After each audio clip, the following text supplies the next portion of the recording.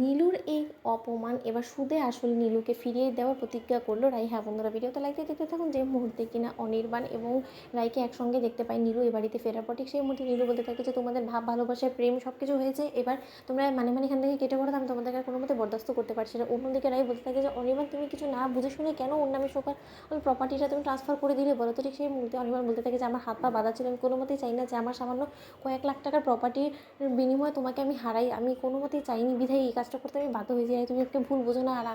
আর যদি ঈশ্বর ক্ষমতা দিয়ে থাকে তাহলে আমি নিজের পায়ে আবারও ঘুরে দাঁড়াবো এবং আমি তোমাকে এরকম হাজারটা বাড়ি করে দিতে পারবো। রাই তুমি প্লিজ আফসোস করো না। ঠিক সেই মুহূর্তে রাই বলতে থাকে যে আজ হয়তো বা আমি মাথা নত করে এখান থেকে চলে যাচ্ছি, কিন্তু একদিন মাথা উঁচু করে আমি আমার স্বামীর হাত ধরে এখানে ফিরবো, তুই দেখে নিস। নীলু অন্যদিকে নীলু বলতে থাকে যে কি দিদিভাই বড্ড বাড়াবাড়ি করে বড্ড চ্যাটাং চ্যাটাং কথা বলেছিলিস তো, আমাকে চ্যালেঞ্জ ছুড়ে দিয়েছিলিস যে তুই অন্যায়ের কাছে কোনোদিনও মাথা নত করবি না, তুই তোর স্বামীকে বেকাসুর খালাস করে কোর্ট থেকে মালা পরিয়ে নিয়ে আসবি, কই কিছু হলো না তো তোর স্বামী ওই ভিজে বেড়ালের মতনই আমার কাছে মাথা ঝুঁকিয়ে অসহায় আত্মসমর্পণ করলো। তাই আমি তোকে বলছি এত অহংকার করাটা ভালো না। ঠিক সেই মুহূর্তে রাই বলতে থাকে যে অহংকার আমার এখনো পর্যন্ত দেখলি কইরে বলতো নীলু, তুই রীতিমতো আমার স্বামীর অসহায়তার সুযোগটাকে কাজে লাগিয়েছিস, কিন্তু তোর যদি সত্যকার অর্থে মনে এতটাই জোর থাকতো আর তোর যদি মনের মধ্যে বিন্দুমাত্র ভয় না কাজ করতো না, তাহলে তুই বীরের বেশি আমাদের কাছ থেকে এই গোটা প্রপার্টিটা কেড়ে নেওয়ার একটা ব্যবস্থা করছিস, কিন্তু তুই সেটা পারিসনি। তার জন্য তুই কাপুরুষের মতন তুই রীতিমতো অনির্বাণের জেলে গিয়ে অনির্বাণের কাছ থেকে সিগনেচারটা নেওয়ার জন্য অনির্বাণকে বাধ্য করেছিস। তাহলে নিশ্চয়ই তুই বুঝতে পারছিস যে কতটা নিচে নেমে গিয়েছিস। তার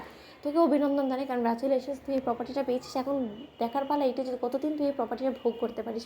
অন্যদিকে নীলু বলতে থাকে যে কয়দিন আমি বেঁচে থাকবো সেই কয়দিন এই প্রপার্টিটা আমার নামেই থাকবে। রাই দিদিভাই তুই কোনোদিন আমার কাছ থেকে প্রপার্টিটা কেড়ে নিতে পারবি না। অন্যদিকে রাই বলতে থাকে যে সময় না হয় সব কিছু বলে দিবে।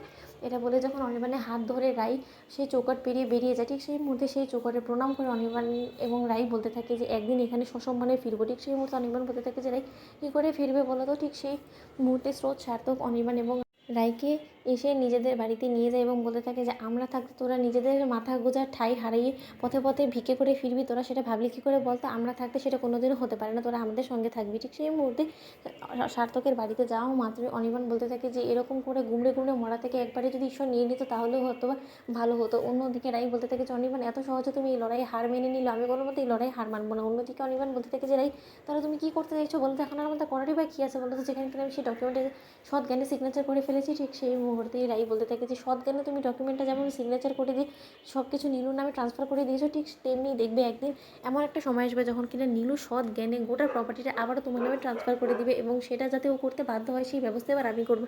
অন্যদিকে স্রোত বলতে থাকে যে দিদিভাই তুই কী করতে পারিস বলতো, কী এমন উপায় আছে। ঠিক সেই মুহূর্তে রাই বলতে থাকে যে সর্বপ্রথম আমাকে ও বাড়িতে ঢুকতে হবে এবং সেই বাড়িতে ঢোকার কোনো একটা উপায় তো আমাকে অবশ্যই বের করতেই হবে। তো বন্ধুরা ভিডিওটি ভালো লাগলে লাইক এবং শেয়ার করে সাবস্ক্রাইব করতে ভুলো না।